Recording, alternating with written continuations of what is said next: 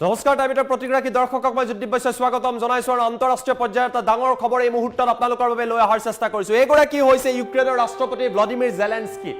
আমেৰিকাৰ ৰাষ্ট্ৰপতি যেতিয়া জো বাইডেন আছিলে জেলেনস্কি শক্তিশালী হৈ পৰিছিল আৰু ইয়াৰ কাৰণ হৈছে যে আমেৰিকাই ৰাছিয়াৰ বিৰুদ্ধে পুতিনৰ বিৰুদ্ধে জেলেনস্কিক সহায় কৰিছিল।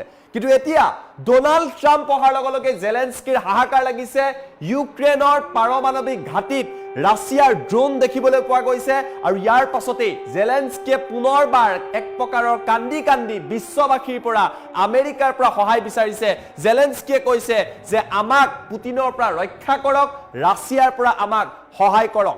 এই মুহূৰ্তত জনাই আছো ডাঙৰ খবৰ, টাইম এট ৱাৰ ব্ৰেকিং। আমি জনাই আছো ডাঙৰ খবৰ, আমেৰিকাৰ সংগ এৰাৰ লগে লগে অকলশৰীয়া হৈ পৰিছে ভ্লাদিমিৰ জেলেনস্কি, কিয়নো পুতিনৰ সমৰ্থনত এক প্ৰকাৰৰ ট্ৰাম্প আহি গৈছে, ৰাছিয়া শক্তিশালী হৈ পৰিছে, জেলেনস্কি বিপদত পৰিছে। ইউক্ৰেইনৰ ৰাষ্ট্ৰপতি জেলেনস্কিৰ হাহাকাৰ লাগিছে। এইগৰাকী জেলেনস্কি নিজৰ বুলিবলৈ শক্তি নাই, আমেৰিকাৰ শক্তিৰে বলিয়ান হৈছিলে, এতিয়া বিপদত পৰিছে। পুতিনৰ সৈতে ট্ৰাম্পৰ বন্ধুত্ব বৃদ্ধি পাইছে আৰু তাৰ বাবেই জেলেনস্কিৰ এই পৰিৱেশৰ সূচনা হৈছে। ইয়াৰ মাজতে ইউক্ৰেইনৰ চাৰ্নবিল পাৰমাণৱিক প্ৰকল্পত ৰাছিয়াৰ ড্ৰোনে আঘাত কৰা বুলি জেলেনস্কিয়ে দাবী কৰিছে। জেলেনস্কিয়ে কৈছে যে বৃহস্পতিবাৰে নিশা ইউক্ৰেইনত থকা চাৰ্নবিলত থকা যি পাৰমাণৱিক প্ৰকল্প আছে তাত ৰাছিয়াৰ ড্ৰোনে আঘাত কৰিছে। বিশ্ববাসীৰ সন্মুখত ইউক্ৰেইনৰ ৰাষ্ট্ৰপতিয়ে এই বৃহৎ দাবী উত্থাপন কৰি কৈছে যে ৰাছিয়াই এই কাম কৰি আছে, ৰাছিয়াক বন্ধ কৰিব লাগে, তেওঁলোকক সমৰ্থন নকৰিব। অৱশ্যে বহুতে ইয়াক জেলেনস্কিৰ নতুন নাটক বা কৌশল আখ্যা দিছে। আমেৰিকা আৰু ইউৰোপৰ পৰা পুনৰবাবে যাতে সহায় পাব পাৰে, কিয়নো অকলে জানে যে পুতিনৰ সন্মুখীন হ'ব নোৱাৰে, ৰাছিয়াৰ শক্তিৰ সন্মুখত ইউক্ৰেইনৰ কাম নাই, এই কথা বুজি উঠিছে আৰু তাৰ বাবে এই কৌশলৰ সৃষ্টি কৰিছে। আমেৰিকাৰ সহায়ৰ অবিহনে এক প্ৰকাৰৰ অকলশৰীয়া হৈ পৰিছে ইউক্ৰেইনৰ ৰাষ্ট্ৰপতি জেলেনস্কি।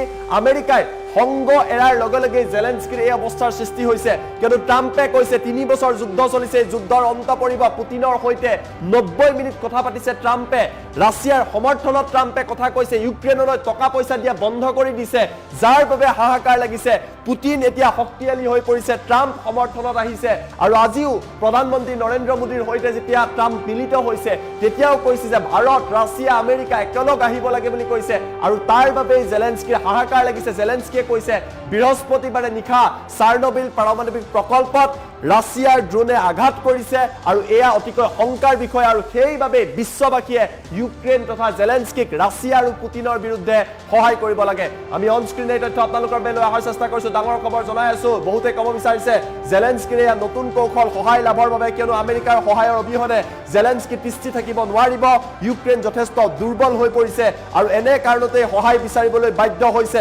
আমি জনাই আছো এটা ডাঙৰ খবৰ, আমেৰিকাই সহায় কৰি থকাৰ বাবে বহু ডাঙৰ ডাঙৰ কথা কৈছিলে জেলেনস্কিয়ে, পুতিনক প্ৰত্যাহ্বান জনাইছিলে, ৰাছিয়াৰ নিচিনা এখন দেশক প্ৰত্যাহ্বান জনাইছিলে, কিন্তু এতিয়া নিজে বিপদত পৰিছে আৰু বিপদত পৰাৰ লগে লগে ক'বলগীয়া হৈছে যে কি এক পৰিৱেশৰ সূচনা হৈছে। আমাক সহায় কৰক, পুনৰবাৰ চাৰ্নবিল প্ৰকল্পত ৰাছিয়াই প্ৰৱেশ কৰিছে, ইয়াৰ পৰা আমাক উদ্ধাৰ কৰক। অৱশ্যে জেলেনস্কিৰ এই অৱস্থা দেখি বিশ্ববাসীৰ মাজত এতিয়া প্ৰতিক্ৰিয়াৰ সৃষ্টি হোৱাও পৰিলক্ষিত হৈছে।